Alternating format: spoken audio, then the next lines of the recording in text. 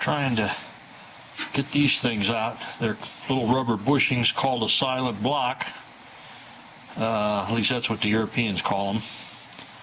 But you know, they're designed to twist back and forth with the shock absorber. It's a way of giving you like a hinge or something, but there's really no moving parts to it. It's just the rubber flexing in there is how they work. But at any rate, these are 65 years old, and I've tried cooking it in the hot tank and everything to try to get that rubber out of there, but I haven't been able to do it anyway other than this little tool I made here, which is no more than a bolt, a fine threaded bolt, about I guess a 3/8 fine thread, and I got a wrench on each side, some washers, got an aluminum ring for a spacer, and I got one that's a little bit longer. It's just a piece of aluminum that I sawed off to act as a spacer so that the bushing can draw out of this part and go into this.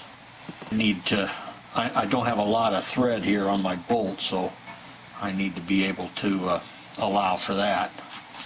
And basically it was a stack of washers, and the washers on there are what's driving that little thin sleeve out of there. And you got to have just the right size washer, and you got to have a stack of them because they don't have much strength, and you got to really crank on this bolt. I mean, it's a fine thread, and you still got to push pretty hard on it.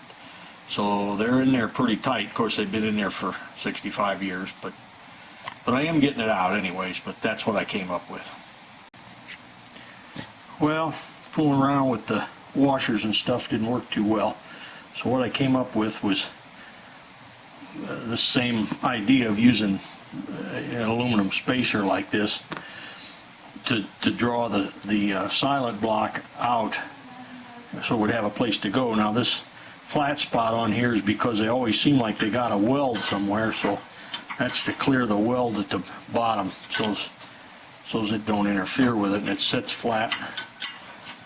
So that's my extractor there. This thing right here is what pulls the thing out, and then by using the other side here, I should be able to draw it back in to put the new one in.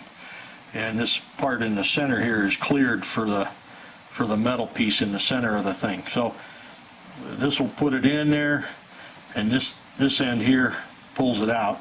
It's just tapped with a 3/8 24 thread, and I have this bolt right here that I'm found in my junk that I'm using as an extractor. This goes in there like that. I use a washer. It's got to be pretty heavy washer really, because they do tend to take a lot of force, especially to get them started. And then this goes in there, and as you can see, that's when I tighten this up, it's going to draw that silent block out of this piece and put it inside of here. That's how it works.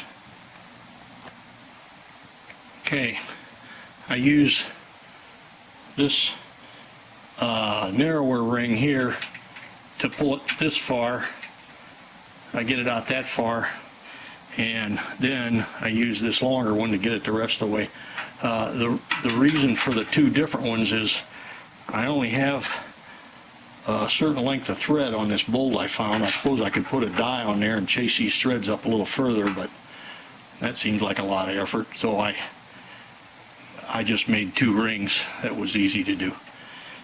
These rings, this narrow one is done now. I've pulled it up as far as I can, so now I'll pull it the rest of the way with this one. But I noticed once I get it started, getting it started is the hard part, but once it starts going, then it's not so hard to crank the screw. It comes pretty easy. And like I say, in reverse I'll turn it around and I'll use this end to push the thing back in.